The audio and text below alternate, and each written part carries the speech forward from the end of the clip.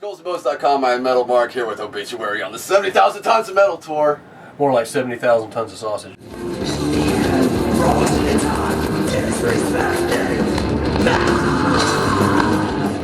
There is a lot of sausage here.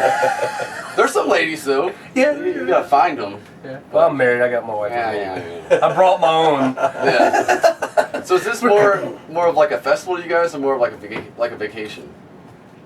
It feels like a festival. It's like a festival. Because, you know, you're dealing with the elements and having to stand in line with everybody to eat and, you know, shitting with everybody in another bathroom if you don't make it to your room. But, well, I don't know about you guys, but I shared a toilet with a guy today. It was incredible. His name's Gene Hoagland. It was amazing. Oh man! I haven't seen Mean Gene yet. Just kidding.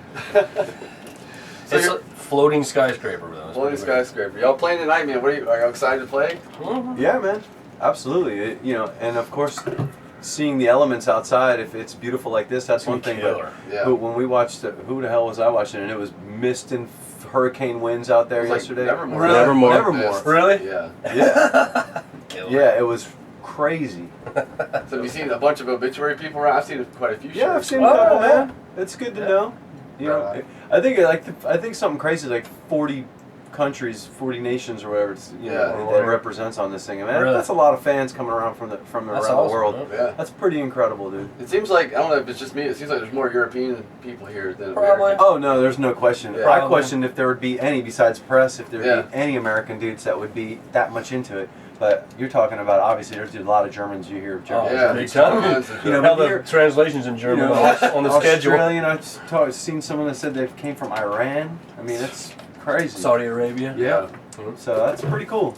I mean, metal's bringing the world together on a boat. That's crazy. Right, man. And do this more often. It's cool. Lost again, reference a new form of light.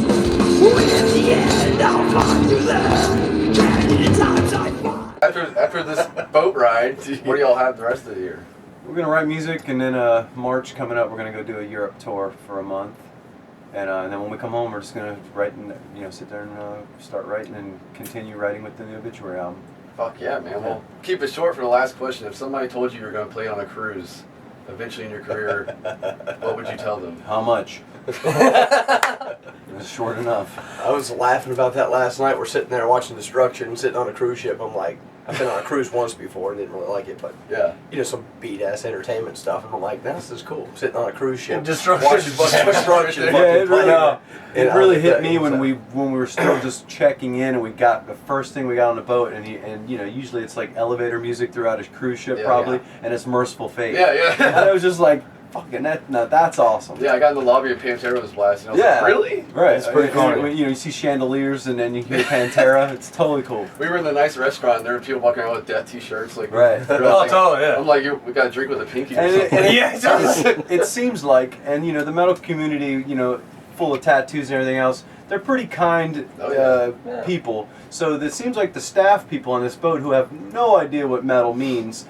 they seem like they're actually enjoying it a little bit compared to a bunch of old farts, uptight fucking, you know, people from wherever.